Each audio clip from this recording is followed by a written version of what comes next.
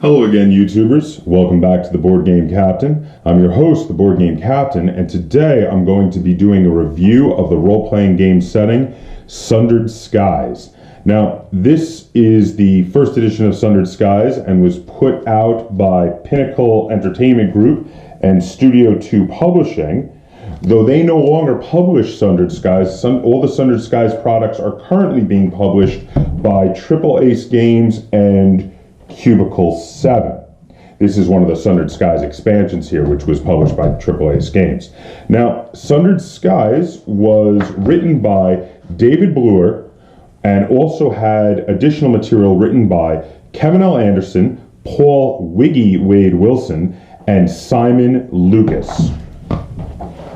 And I want to show you that there inside the book. Now, Sundered Skies is a role-playing game setting book for the Savage Worlds game system. If you're not familiar with the Savage Worlds game system, check out my review of Savage Worlds on my channel, the Board Game Captain, Captain spelled with a K. Now, Sundered Skies is a fantasy setting, but it's not your typical sword and sorcery setting. This is a very different sort of setting. Sundered Skies is a post-apocalyptic fantasy setting. It's a little weird. The world has shattered. And now the different land masses that remain, which were barely saved from oblivion by the various deities of the Sundered Skies, float out amongst a void of constant glow. And the different peoples build floating ships, like Age of Sail galleons and battleships that they use to sail out between the different floating islands and do battle with each other. There are sky pirates, there are monsters, there are dragons, and you can actually play one of those. This game is very, very interesting. The setting is great. The book is full color. I want to show you this here. This is a map. A map of the Sundered Skies. It shows all the major islands. Now, there are countless tinier islands, and one of the really interesting things about this book is navigation. The islands orbit around in the Sundered Skies. They move. So it's very difficult to navigate without knowing where you're going. What you have to do is there's a magical item aboard each sky ship that allows you to attune it to dirt from a particular island. So captains will carry jars in their cabin of dirt labeled for different islands so that they can find their way back there. And that's a really cool mechanic and a cool element to the game. When we were playing this game, my players had many jars of dirt they collected to even minor islands. There were often times where they would stumble across a minor island with something interesting on it, but they didn't really have time to go into it. So they'd just scoop up a jar of dirt and save it for later and hope nobody looted whatever it was they were looking for until they got back to it.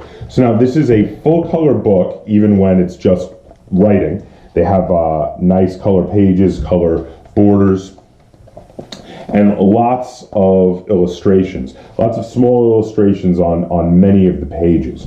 Now, it uses the Sundered Skies rules, but there are a lot of minor additions, little things that for this world, but nothing that really changes the Savage Worlds rules significantly. If you're familiar with Savage Worlds, you can play in this setting.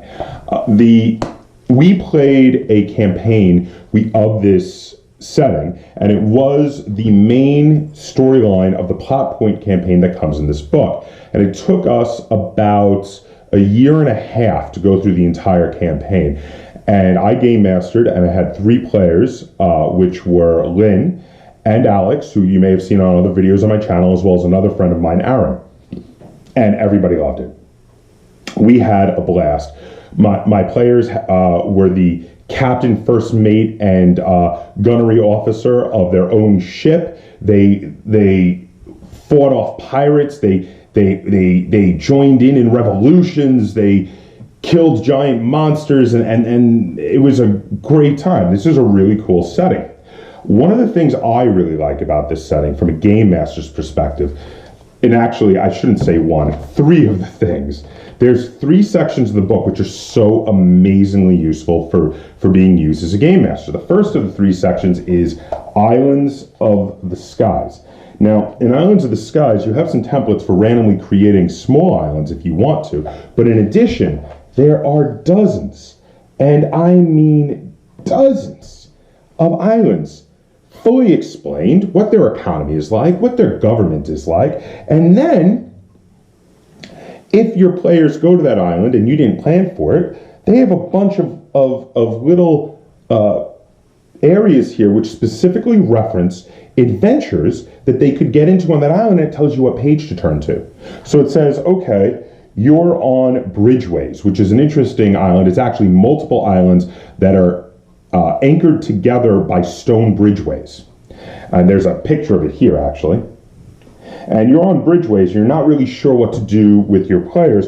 Well, here's a handful of adventures they could get into on Bridgeways. They have The Diseased Dead, and here's a quick explanation of what The Diseased Dead is about. It says, corpses interred on the under aisles beneath the broken bridge animate and attack farmers working there. Infected with a fungal disease, these zombies are more dangerous than usual. Now, if you want to run this adventure, you turn to page 114. And on 114, it will be the fully fleshed out adventure. So you can get a quick little blurb, and you can say, oh, this one sounds good. Let's do that.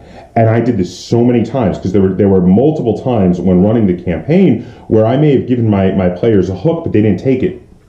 And they wanted to go off and do other things. They said, you know what, no, we want to go back to that island we found and loot it. And they go back and loot it. And they say, okay, now what's the closest island we can go to? And then along the way, they run into some sky pirates, or maybe they slay a monster. And then the closest major island to sell their loot was Bridgeways, and they get to Bridgeways. And that was not where I intended them to be for my original idea of what the adventure was we were going to be doing. But instead, I go, oh, look, The Diseased Dead. I remember reading that adventure. That's a cool one. Let's play that now. And this area of the book is great. It's a fantastic resource. The way they link it into all of the plot point adventures that they have makes it so user-friendly. So then that brings me to the second area I really want to make reference to, which is the adventures. Now, the adventures comes after, and that's a logical place for it, it comes after the area on the islands in the book. And in the adventures, again, they have some tables to make random adventures, as well as for random treasures to find. But then they have lots and lots of Savage Tales, which are the pre-written out adventures to reference. Now, these adventures are either one-off adventures like that zombie adventure I was telling you about, where you have to save the island from a zombie apocalypse, basically. Or, in some cases, they'll have a symbol next to them to show you that this is a major adventure, part of the main plot point campaign. So you don't accidentally run those out of order. Because the main plot point campaign, which you don't have to do, I mean, you can do whatever you want, it's your game. But if you're running the plot point campaign, you're going to want to do those in order.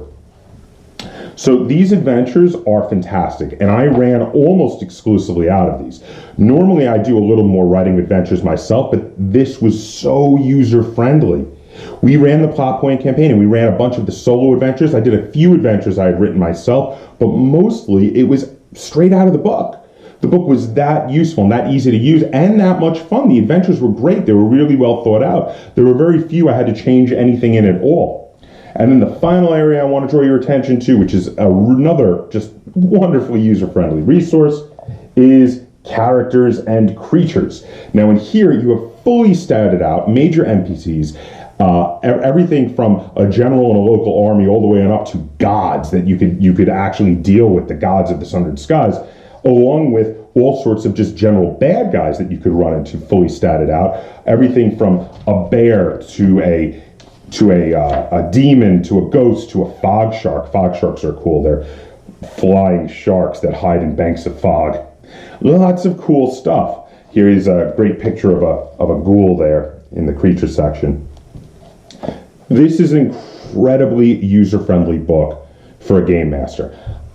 As a game master, this is probably the most fun I have ever had running a role-playing group. And that says a lot. I've run a lot of role-playing groups in a lot of different systems, but But this game made it so easy for me. Usually being the game master means that you have a lot of extra work you have to do, but this really minimalized it. It was fantastic. I have bought every expansion that there is available for this game. I love this game. If you're looking for a fantasy sword and sorcery, but not the typical sword and sorcery type universe, you want a game that maybe also has some bizarre elements like a constant glow out in the sky that too much exposure to can drive you insane, or the fact that the world you're playing in has already exploded and you are playing in this post-apocalyptic world where the islands float around in the void glow, and if you fall off a ship, you'll fall hundreds of thousands of yards down to your death in fire that is at the bottom of the Sundered Skies. And I mean, it's got so many cool elements to it. It's so interesting. It's so different. You've got steampunk elements, you've got fantasy elements, you've got that post-apocalyptic feel. It's a really cool world to adventure in. If any of that sounds good to you, check out Sundered Skies, currently published by Triple Ace Games. Now, out of 10 stars, I am going to rate Sundered Skies a full 10 out of 10. I mean, no game is perfect. And yeah, there's a few minor little details that I could complain about, but I'm not going to. And the reason I'm not going to is this game is about as close to perfect as any role-playing game setting I have ever game mastered in. It is really that good. But let's get a second opinion from someone who played this game as a player. Lynn, how many stars out of 10 would you give to Sundered Skies? 8. 8? So that is still a really good rating. That's really, really high. So you know what? This is a two thumbs way up review from Lynn and I. We both really love Sundered Skies. She loved playing in it. I loved game mastering it. And we both recommend this game to you. So if anything I talked about during this review sounds appealing to you, buy Sundered Skies. There you have it. Do you have any comments or questions either on this video or on the Sundered Skies role-playing game setting for the Savage Worlds game system? Please comment down below. Have you played Sundered Skies? Did you like it as much as I did? Or did you not? Either way, comment down below. Let me know. And as always, if you enjoyed this video and you would like to see me do more videos like this, please, please, please like, share, and subscribe. And until next time, game on.